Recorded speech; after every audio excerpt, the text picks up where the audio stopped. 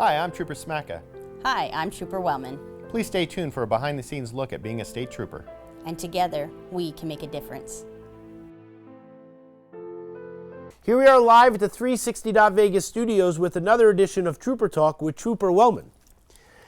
Trooper Wellman, so we were doing some stuff beforehand. We have some guests that are off to the side that hopefully we'll get them to come in and sit down and talk with us. Yeah. But let's talk about, what is happening right now. And so the fact is that people are driving on the roadways and they're not paying attention to the roadways when they're traveling. And so they're swerving in and out. We're driving at a high rate of speed. This is not what we need to be doing on our roadways, right? Yeah. So, and it's not everyone. Our community members are amazing in the state of Nevada. It comes down to personal responsibility. And I do think that a majority of our community members practice safe driving, characteristics and stuff. And there's just a few people that make the wrong choice sometimes. And unfortunately, it can result in fatal consequences. And that's why, we're out there 7 days a week, 24 hours a day, trying to make a difference and slow people down, get these impaired drivers off the roadway, make sure people take that extra second and put their seatbelt on, put down the phone. I'm constantly posting things on social media because sometimes seeing is believing. We want people to see that this can happen to you if you don't, pay full attention or slow down. Our top two leading contributing factors for our fatalities for the state of Nevada are speed and impairment, and it continues to be that year after year, unfortunately. So when is enough enough? And that's where accountability, personal accountability comes into play, and people just need to really take that moment to slow down, plan ahead. Don't drive impaired. We have tons of rideshare companies out there. We have the bus system where you can call a friend, a family member, stay at a home or a hotel room. Like, there's never a good reason to ever get behind the wheel impaired. And with summer coming up, especially here in Las Vegas, it's a destination city. We want people to come to town. We want them to have a good time, bring their friends, celebrate, special occasions and whatnot. But you have to do it responsibly. And we've put tons of things in place as a state. We've put tons of resources in place so that you can come here and do that. So please take advantage of it. Yeah, 100%. And so, one of the things that we emphasize on the Trooper Talk that people really love is the fact that we show them the pictures and we can go through all of them. Nevada State Police was honored to be recognized as the Silver State Hero. What exactly does that mean? So if you remember, April was Donate Life Month, and you played a huge role in helping us promote our fallen brother, Trooper Micah May, and how he was a hero in life and after through his donation of his organs. He donated 4 organs and saved the lives of 3 individuals. And so April is very, very special to us because of that connection.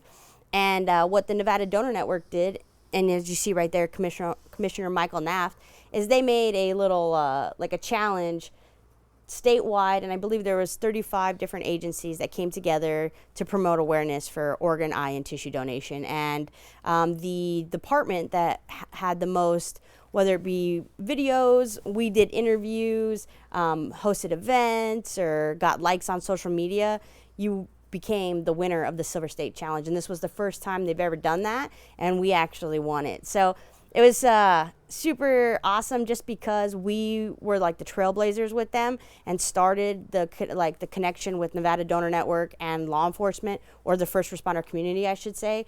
So to be the first winner, I feel like we needed to be the first winner because we started this. So it was very, very special. And we love Micah, right? And with Joanna coming on here and Christina coming on here, and sort of Joanna having that emotional time to be able to heal and be able to share some things on the camera, and have Christina there, who's fantastic, who, just opens her heart, right? Yeah. This is really wonderful, because one of the things that's very special is that they never push you to do something that you don't want to do. And they're there to open the conversation if it is that that's something that you want to do. Yeah. And so the Nevada Donor Network is really special, and it's a very special bond. And so we love what they do, and we love all the support, and this is just absolutely fantastic. You Yeah, know it what I was. mean? It was a really great moment, and we definitely showed up in numbers, which was great because it just shows how passionate and how much our department really stands with the Nevada Donor Network, and just throughout the years, the relationship we've built with them. So Yeah, fantastic. And actually, this is Police Week.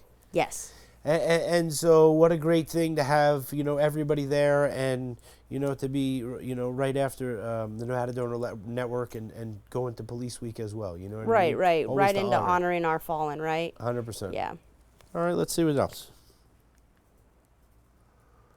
Okay, let's watch a video.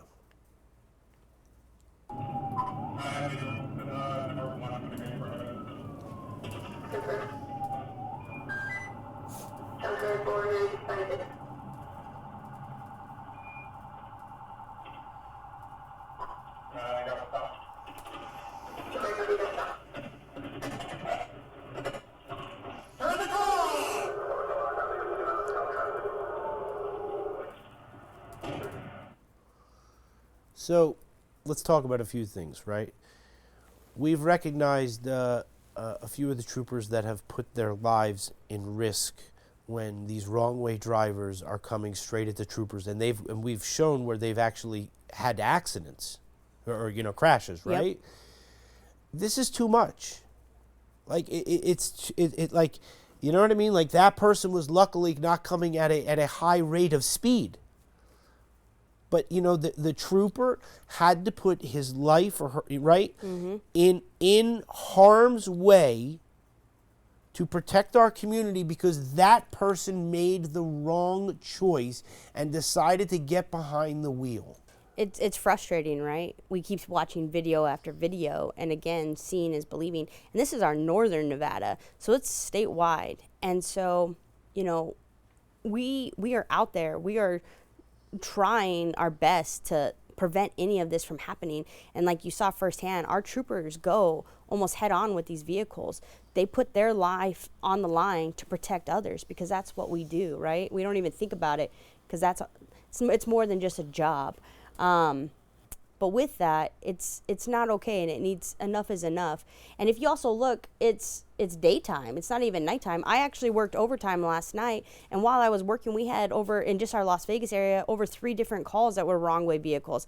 And as our troopers responded, they actually never came in contact with any of them. Maybe they corrected their driving pattern. Maybe they got off. But that was 3 vehicles that could have been 3 fatalities, 3 lives that were taken for what? And this vehicle right here, that individual was arrested for suspicion of impairment as well. And so majority of the time, it's either a medical episode or it's impairment.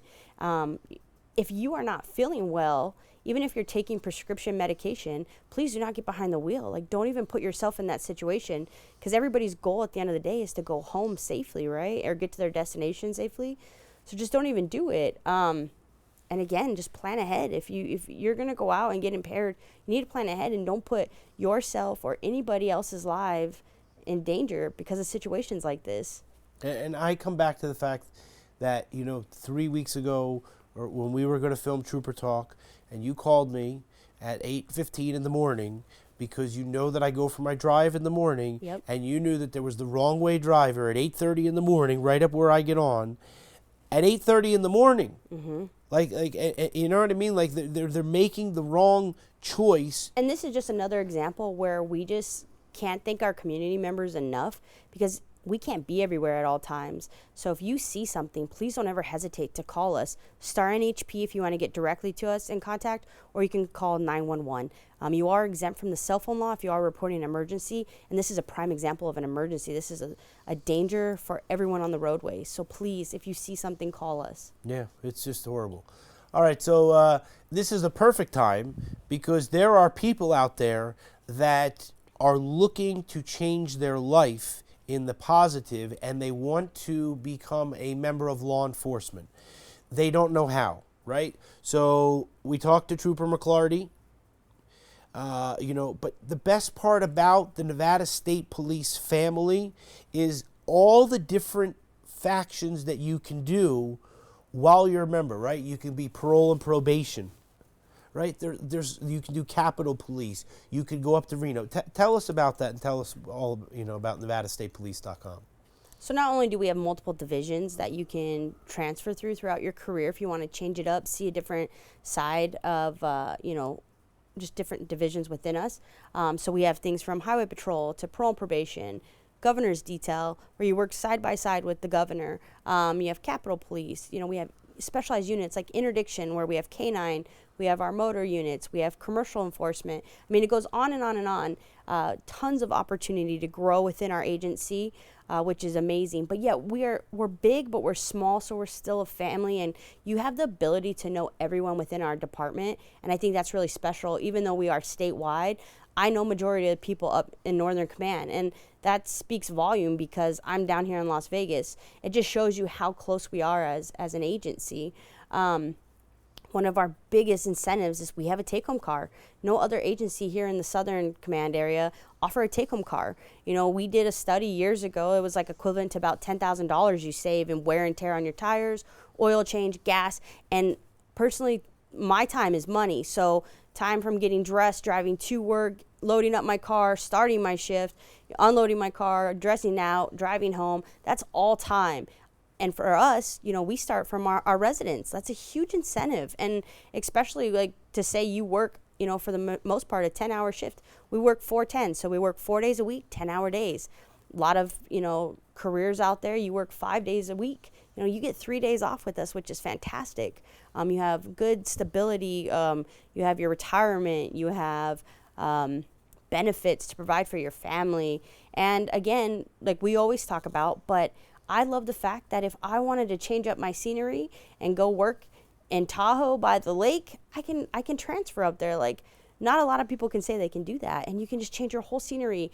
If your family wants to go live, not in so much of a urban area, and you want to go rural and have more land and blah blah blah for your own personal reasons, you can transfer, and it's awesome because we have so much flexibility within our agency. And nobody's getting any greasy things on your steering wheel because it's your steering wheel, right? Yeah, we do not share our vehicles, which is fantastic because that's, most agencies you have to share your vehicles. Right, 100%. All right, so the Nevada State Police on this one, so there's one handle, we've gone over that, but we always like to recognize because there's a lot of different things out there. So the Nevada State Police is always at Nevada State Police, right? Mm-hmm. And what happened here? So this was last week, and we had a single vehicle that was reported reckless because, again, our community members stepped up, called it in. We were en route. The vehicle tried to make, the preliminary details are the vehicle attempted to make an unsafe lane change and was trying to pass on the right, lost control of the vehicle. Again, it was traveling at a high rate of speed, traveled in the right dirt shoulder, ultimately overturning, and unfortunately, a male adult lost his life that night because of those actions. Again, speed, unnecessary speeding, unsafe passing, just reckless driving, and it put everyone's life in danger, including his own. And unfortunately, it had fatal consequences. And I saw this the other day. Normally, I don't really see it. You don't really see people passing on the shoulder, or you know what I mean. But I saw somebody do that, and I go, "What is this crazy person doing?" Like, there was 3 lanes, and this guy had to pull all the way to the right to go onto the shoulder to pass, and the scary part was that up ahead there was a car that was in the shoulder. And so we talk about the fact that when you do that, that person could have been changing a tire or doing something else, and now you're putting their life at risk because you decided to be in excess of speed or whatever it might be. Yeah, that person clearly has no wanton regard for anybody's safety, including their own. And when you see that, you need to call it in immediately because we need to get that individual off the roadway. So, Trooper Wellman, we had to take a little break because one of our special guests decided to come on the camera. All right. Please tell us who you are and what is it that you do? My name is Major James Schubert, and I'm the Deputy Chief for Nevada Parole and Probation Southern Command. And so in your position, you obviously have a lot of people that work underneath you. When you look at your role, what gives you the motivation to get up every day and to want to do the best that you can? Great question. Yeah, we have over 260 employees in the Southern Command. And I think the biggest thing that gets us up every day is our mission, right?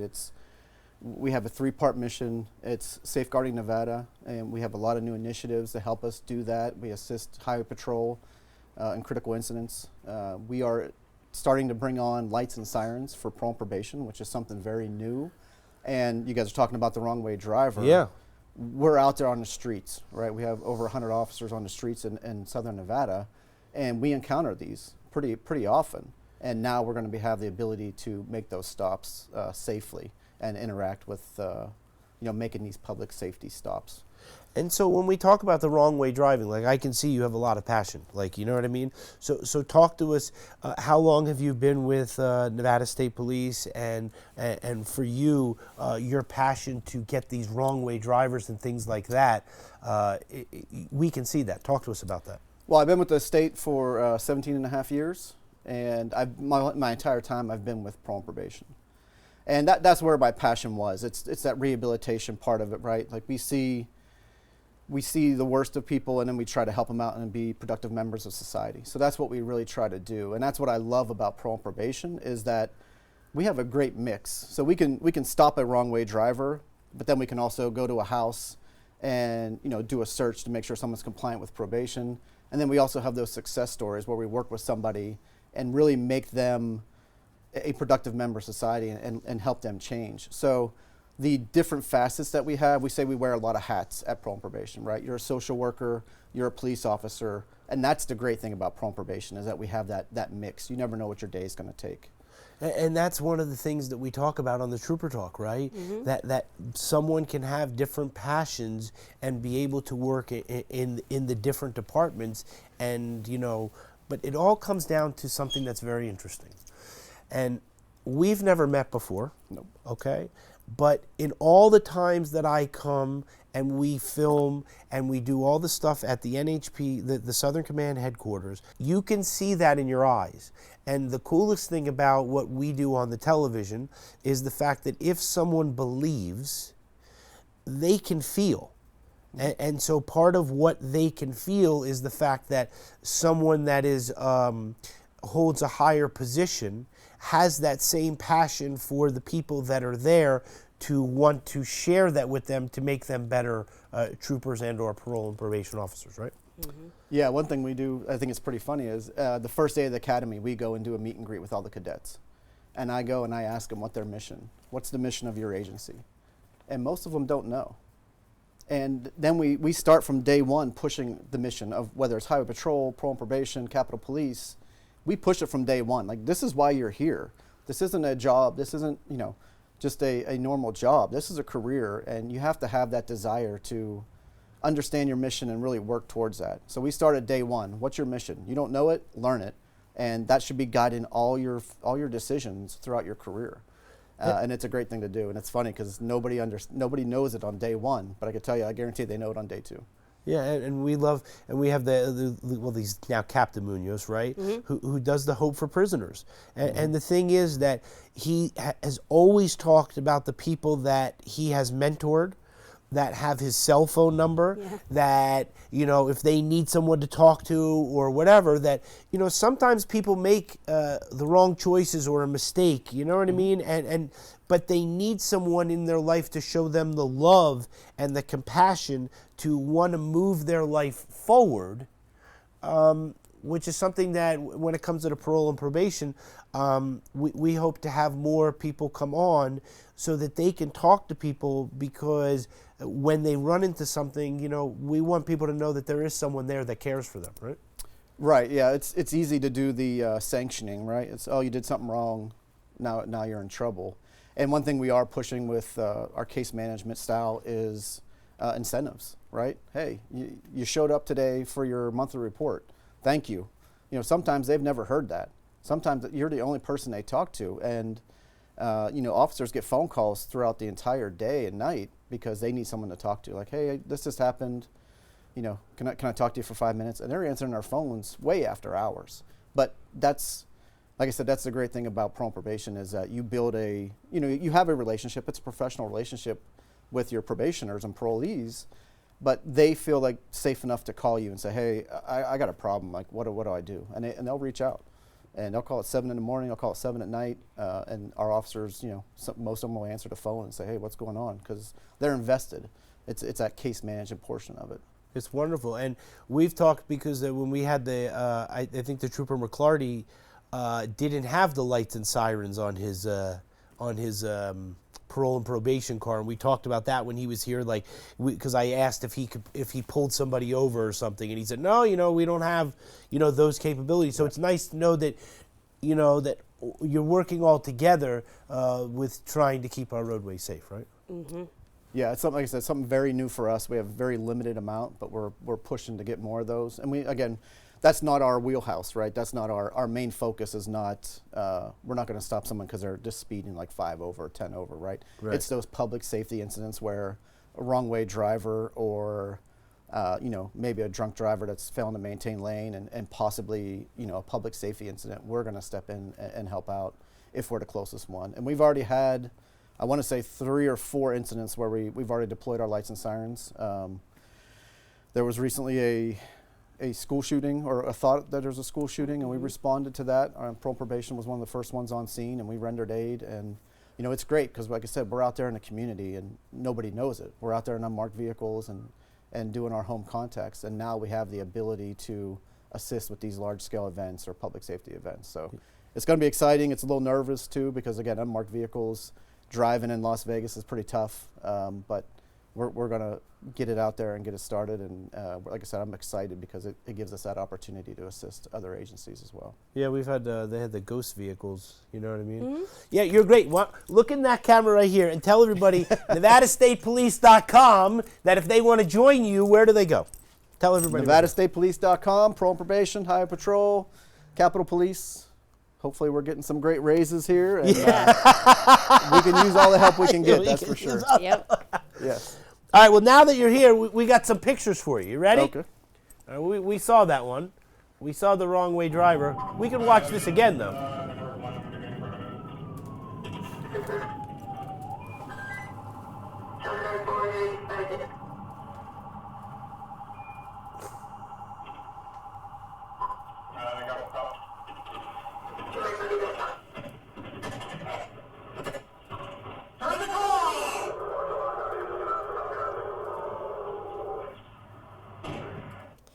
Neil, do you remember a few months back we had a wrong way at like 215 in, I think it was like Cheyenne area?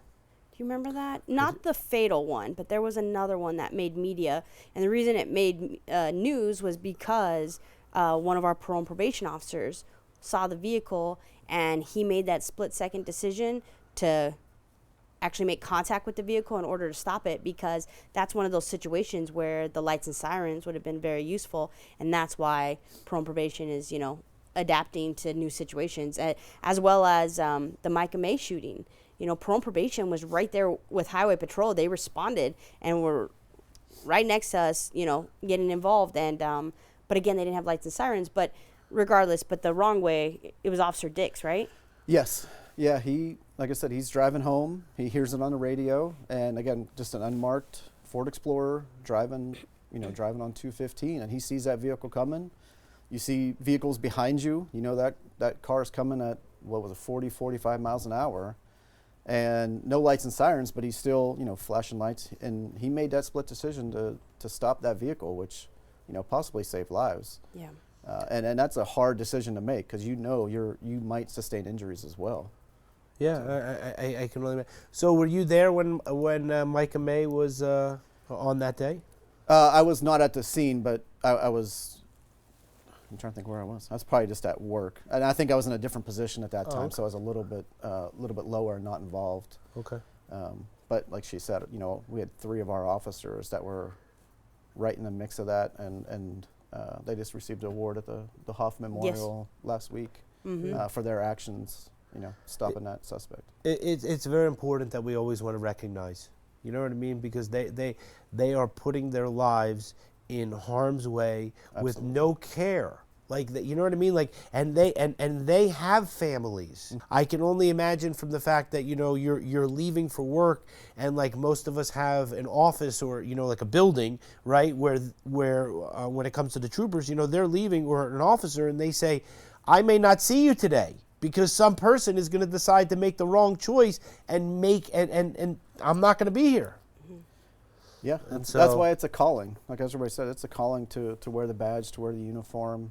It's not a normal job, Yeah. and it takes a special person to do that, and that's why it's hard to recruit for that, right? Like, No, 100%, It's tough. and because it's obviously, like we always talk about it, you know, it's not about the money, No. right? It's about the personal, that, you know, you want to make sure that, you know, that the community is safe, and that, you know, people are there, and, you know, and most people don't care, but that's what's important about the badge, is that, you know, it's not a symbol of fear, it's a symbol of like, come and talk to me, you know, Yep, symbol of trust. symbol Yeah. of trust. Yep. Yep. for sure.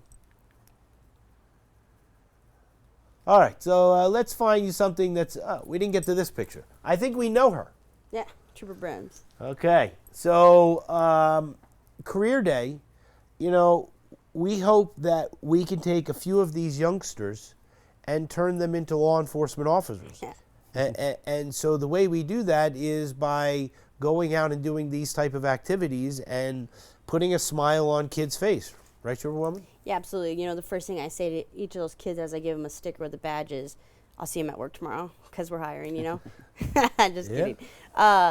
No, it's all about that positive interaction with them, so that they know, again, that this isn't a symbol of fear, it's a symbol of trust. And that starts from a young age, right? Because usually hate is taught. And so it's important for us to get out there and let them know that, you know, we are here to help you. If you are in danger or your family's in danger, call 911. I'm coming to help you. And also, it's, you know, it's really rewarding for us, honestly. I love doing these career days because it reminds me of why I wear the badge. And I always tell you it's important to balance out the good over the bad. And we see a lot of bad things in this career, and we see a lot of traumatic situations. And so when I get to go to these schools and see these little kids' faces light up and talk to them, and they think, you know, they make me feel proud for what I do. And so that's very refreshing and helps fuel me to keep doing what I do. So I think it's important for us to always interact with our community members from all ages. She's very modest. Don't let her fool you. When we did the Coco with the Popo, right? And there was 1,000 kids running through the car and putting on the bulletproof vest, and you know, it's about putting the smile on the kid's face, just like your mom was saying. So we hope that they never need anybody, but if they ever do, we want them to know that symbol is there for them, right? Yeah. Yeah, actually, today I have a lieutenant at his daughter's school. He's going to the career day, and he's going and talking and taking him little swag bags to give to him. And like, again, she said, just getting to them early and letting them know that don't be fearful of that badge, right? Like, we're here to help. And, you know, like she said, a lot of people are very fearful of the police, and we have to break that down. You know, that's one of our roles as a law enforcement, is to break that down, and we do that through our actions and things like this, like career day. Yeah, and I never thought about it until you were sitting here, but like, you know, some of these children, their parents might be on the wrong side of the law, and, you know, they may have met someone of your, in your agency, and so, you know, we need to make it in a positive way, you know, for them, right? Absolutely. One of the main things I always say at every career day I go to, or reading week or anything like that, you know, little kids, they think, oh, you get bad guys and you arrest them and you take them to jail. Like if I say, what do you think we do? You arrest bad guys. And so I quickly address that, and I tell them, has anybody ever been grounded before, put in thinking time, or been in trouble, right? Yeah. And I'll like raise my hand, because I have, right? And majority of them will raise their hand and be like, me, like I've been in trouble. And I let them know that if somebody gets arrested, you know, that's just thinking time or a timeout for an adult, because they just maybe made a bad choice that day. Doesn't mean they're a bad person, and it doesn't mean that, you know, again, they're not a bad person. It just means they made a bad choice that day. And it's important for us to tell them that because, again, we don't want them to fear us, and we don't want them to think that, oh, well, the police arrested, my mommy or my daddy or my uncle or this and that. That whatever happened that day, it's important for us to constantly keep building that relationship with them and including their loved one, the mommy, the daddy, the uncle, because that's what it's about. Is prime example of them is they want to rehabilitate these individuals back into society for success, not for failure. And so that starts from the beginning.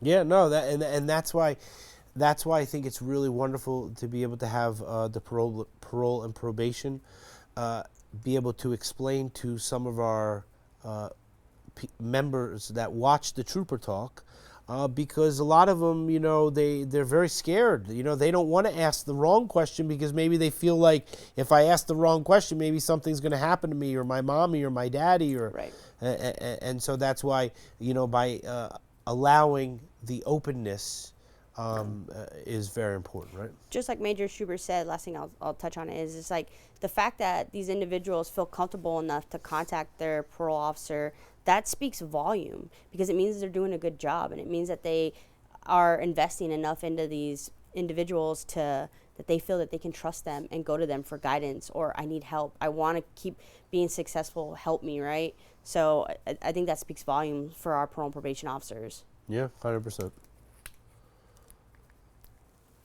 Huh? Look, see, there they are. Hey, there we are. See? All right, so let me ask you a question about parole and probation. Sure. Do you have unsworn people that work for you as well? Absolutely, and it's actually larger than our sworn staff. Our support staff is our biggest portion. So we have a couple different versions or a couple different roles. One of the big ones we have is the pre-sentence investigation. So before you get sentenced to probation or before you get, before you go to prison, our division does an interview of the person that is being accused, and they get the whole history and their background, and then we provide that to the judges so they can make a decision on whether they get probation or if they go to prison. So we have a pre-sentence investigation unit, which is very large. We have over 42 writers in the Southern Command, and then supervisors and trainers. And then we also have our file setup, our restitution, PBX, which is our phone lines, because we get a lot of phone calls every day. And then we have our reception area. We have a lot of support staff that assist the officers in setting up those files after they get set on probation or parole. And they give that to us in a nice packet, and then we use that. And we also use the pre-sentence investigation as well to see, that tells you about the crime and what happened. So we use that to kind of figure out what we're going to do and how we're going to address this person that's on probation now or parole. And again, another job. Like we always talk about, people that work at the Southern Command that are the dispatchers and things like this that are not sworn officers, right? And so this is another way that if you want to help, right, that you can go and even if you don't want to be a sworn officer, you can still go and provide many different ways of support staff and work, right? Yeah, absolutely. And we have a lot of people that come in that way, and then they're like, oh, you know what, I think I want to be an officer, after they stay there for a while. So we have a lot of people that move through that civilian side and then jump into the sworn side, which is great to see. And like I said, I can think of probably 5, 10, maybe 15 that I can think of off the top of my head that have done that. Started off as a civilian and went through to sworn. But we need the civilian staff as well. Right, no, 100%. It's extremely important. And we just had a great thing. We upgraded all our AA1s, our administrative assistant 1s. We just got approved last week to upgrade those to AA2s. So they're getting a little bit of a pay raise. Oh, that's awesome. Plus whatever happens in the legislative session. But just because their jobs are so complex, and it's hard to recruit them as well because, the pay's a little lower. So we're working to get them a little bit more money. So we're very happy that just happened last Friday. So that was a great thing to happen. Yeah, look at all those files. Oh my yeah, goodness. that's what I'm saying. Oh my gosh. I never take. I don't take into account I went to the first Tuesday for Metro last week.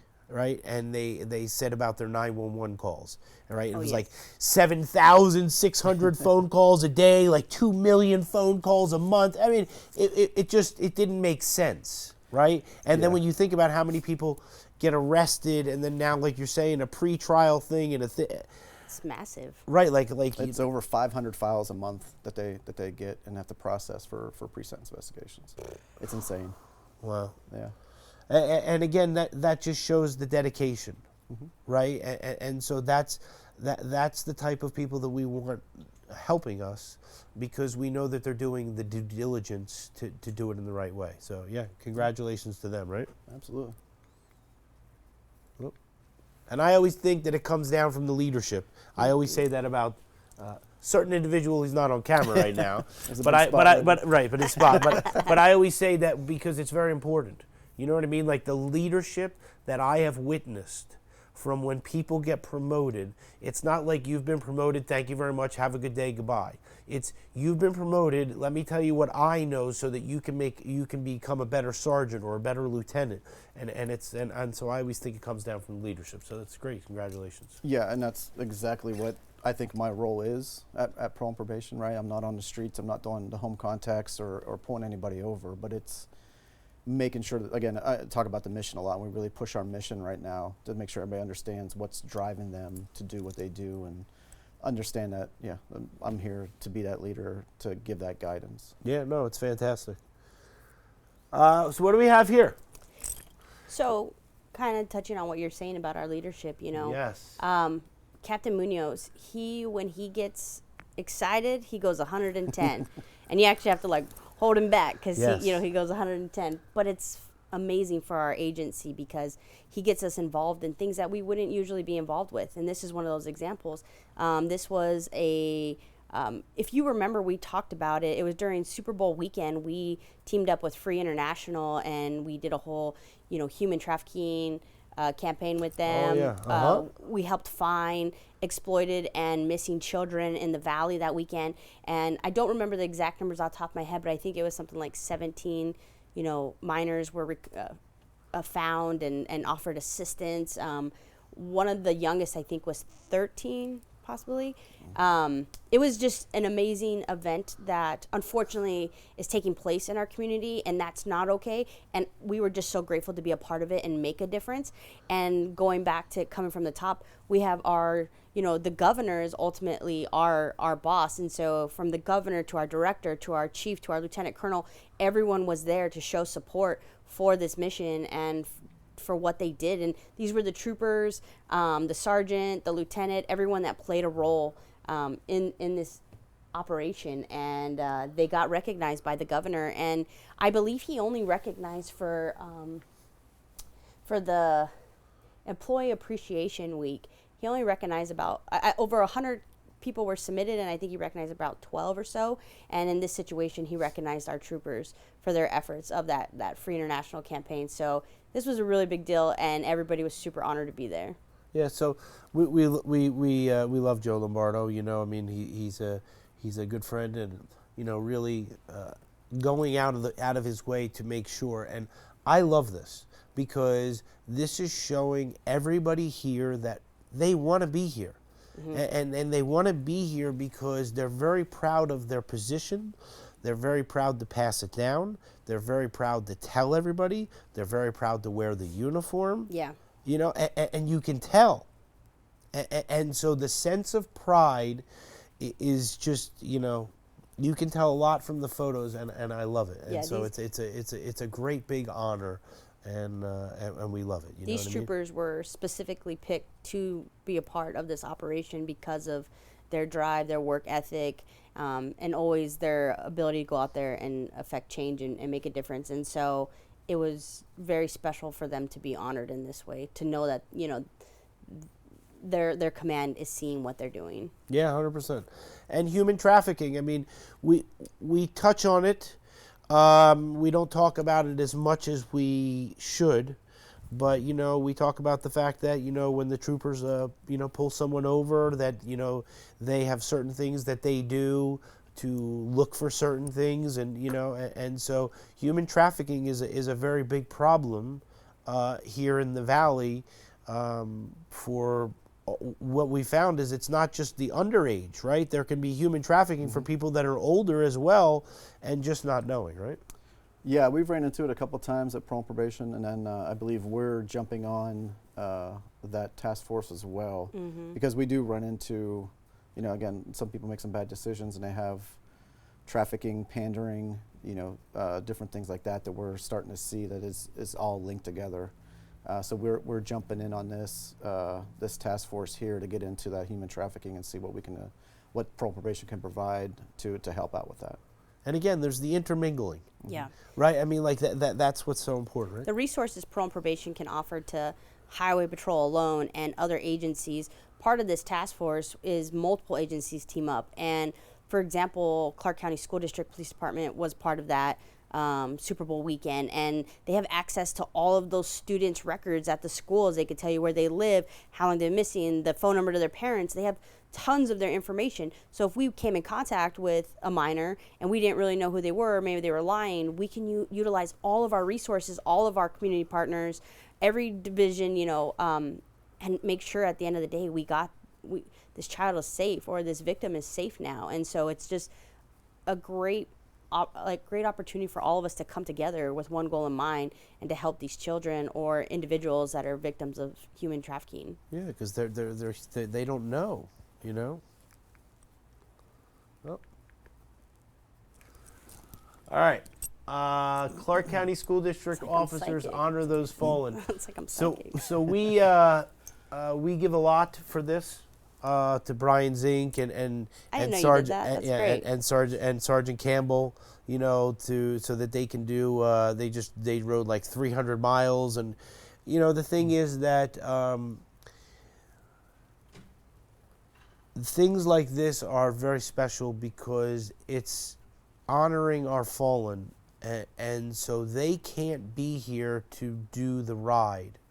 And so for everybody, see, even the moth was here. You know what I mean? For that, they really, you know, go above and beyond to ride a bicycle in honor of our fallen. And so I love the Unity Tour, and Have you ever witnessed it? I have never witnessed it. It's breathtaking. I haven't, but they come here all the time, and we, you know, do a lot of stuff for them. But it's really important. Like but no, I have never seen them ride their bicycles. You'll have to experience that once in your life because it is Yeah. breathtaking. Yeah. See, you got me so excited. I don't know which way I'm pressing. You know what I'm saying? All right. So, total lives lost year to date, 107 is too many, even though it's down. And so, in the state, you can have alcohol and get impaired. You can have legal marijuana and be impaired. We talk about the fact that you can have prescription drugs that are legal that you can still be impaired. And then when you go to the fact of the illegal drugs and things like that, it gets even worse. And so I can tell you that a guy that I know, his wife and the dog were traveling to a coin show a couple weeks ago, and his wife fell asleep, and she got ejected and passed away, and the dog passed away. And so we have talked on the show about, without naming names, individuals who have been unrestrained, and it's the simplest thing that we can do. I used to drive fast. I used to drive without my seatbelt. Okay, and then we started filming Trooper Talk, and there's none of that anymore. You know, because one time in my convertible, I felt as if I was lifting out. He went on the 95 northbound. Right. Bumpy. And so, you know what I mean? And so, roadway safety, right? Yeah, I mean, I'm so sorry for your loss. And it's unfortunate because obviously you can't turn back time and you can't play the woulda, coulda, shoulda. But you know, especially you, because we talk about it every week, but would it have made a difference? Would she still be here? I don't even want to put that in my mind or be put in a situation like that. And that is why I always take that extra second to put my seatbelt on, including my loved ones. And, again, if you get in a car with somebody and you can't look at them and say, I trust you with my life, then you shouldn't be in that car with them, because they ultimately, your life is in their hands as they get behind that wheel. And so the only control you have is by putting on your seatbelt in that vehicle to give yourself the advantage if somebody is reckless driving or not, or distracted driving, or not paying full attention. And, it happens so fast. And when it does happen, I go on these fatals, and it's like, you can't turn back time. Something so simple, like maybe they looked at the radio and then they overcorrected because there was something in the road, and it's done. And it's just tragic, and it's devastating. And 20 people could possibly still be here today if they would have just put their seatbelt on. Or 33 people, pedestrian safety, we talk about that a lot too, but that's a two-way street. The people coming down need to make sure that they are yielding to those pedestrians and paying full attention, and the pedestrians need to make sure it's safe to cross as well. Just because, you might have the right of way, you don't know if that car sees you or not. So please take that extra second to let them acknowledge and see you before you walk across that crosswalk, even if you have the right of way, because again, your life could depend on it. And so please, it just really comes down to slowing down and taking a breath in life, and just realizing, okay, seatbelt, full attention, don't play with my phone, leave my house early so I'm not rushing, checking both ways before I cross the street. Just these basic things could make all the difference. Yeah, it's and this is one of the things that we talk about all the time on the Trooper Talk, because we constantly are putting these type of things up to show that the impairment, the speeding, that if we can keep bringing down these numbers, hopefully we get to the point where they get to be a zero. Yeah. But every single month we need to just keep talking about them. And what we found on the Trooper Talk is that we used to never show pictures, and then we used to just talk. And then what we found is that everybody really wanted to see pictures so that they were able to relate. Mm-hmm. And they could put, a person or a picture or something to that and say, we have to do better as a society. Yeah. All right, what's this one? You drive, you text, you pay. 2020, 3,442 lives were lost in crashes involving distracted drivers. So distracted drivers is, if you're doing 85 miles an hour on a freeway and you decide that you want to start looking at the channel to make sure which song you want to play, at night people don't have the headlights on, so you're approaching so fast, and during the day, there's a lot of traffic out here, and so to drive very fast is a lot of times very reckless. And so to then take and add something where you're going to add something where you're not going to be looking at the roadway for a second or 2 seconds or 3 seconds is too much, and it could cause a fatality. I don't know if you want Yeah, to you go. Both of you funny, talk at the same time. I'm an angry driver, and I think it's because of this, right? Uh-huh. Like you're driving so recklessly that you're putting other people's lives in danger, right? Uh-huh. My girlfriend yells at me all the time. When I drive, I'm angry. I'm yelling at people. I'm like, what are you doing? And so it's maybe it's not cause put of lights that. and sirens in your car? No, this I'm is just kidding. personal. I'm kidding. Yeah. I'm kidding. Personal vehicle. I might put lights and sirens in there someday. I would love to, because people just don't pay attention, right? And if you're speeding, like what are you cutting off really? A minute of where you're going, it's not worth it. We always And you see it every single day here. You see people going 95, 100 miles an hour on the I-15 when you're going home. You see people swerving, and you look at them and they're on their phone, right? And you know it. You know it before you even get up there. It's like, I guarantee this guy's on his phone. And sure enough, when you drive up there, he's sitting there looking at his phone and swerving all over, failing to maintain lane.